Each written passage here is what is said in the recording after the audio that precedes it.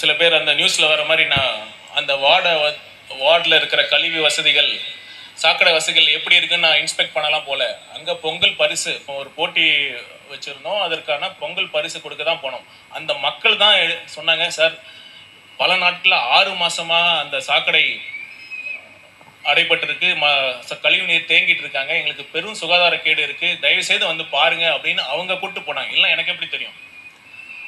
நான் அடிப்படையில் ஒரு ஐஆர்எஸ்ஸாக இருந்தாலும் அதுக்கு முன்னாடி அடிப்படையில் நான் ஒரு மருத்துவர். நான் அதை பார்க்குறப்ப உண்மையாலுமே எனக்கு நெஞ்சு பதறிச்சு. ஒரு கல் நெஞ்சு கூட அதை வந்து பார்த்தா உருகிறோம். நான் மருத்துவராக இருக்கிறப்ப அதை பார்க்குறப்ப அங்கே இருக்கிற கழிவு நீர் அந்த அளவுக்கு தேங்கி இருந்தது. கொசுக்களும் ஈக்களும் மொய்த்திருந்தாங்க. அங்கே கர்ப்பிணி பெண்கள் இருந்தாங்க, வயதானவர்கள் இருந்தாங்க, குழந்தைகள் இருந்தாங்க. அப்படி இருக்கிறப்ப கண்டிப்பாக யாராக இருந்தாலும் அது பர்டிகுலராக நான் ஒரு மருத்துவராக இருக்கிறதுனால என்னால் அவங்க ஒரு கேள்வி கேட்காம இருக்க முடியல. அதுவும் நான் யாரை பார்த்து கேள்வி கேட்டேன்?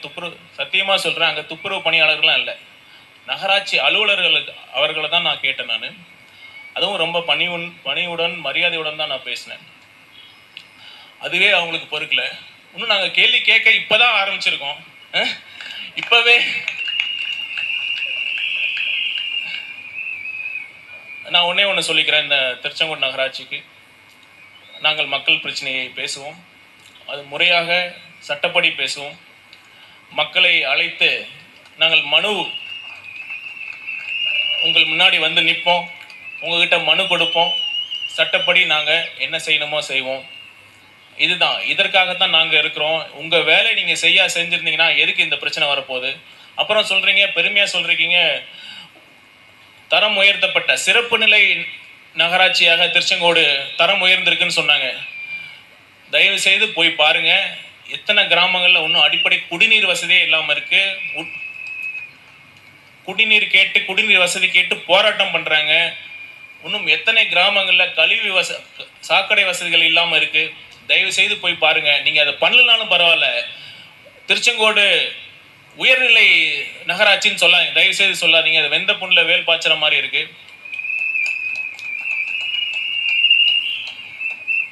இதனாலதான் இந்த நிலைமை திருச்செங்கோடுல மட்டும் இல்லைங்க.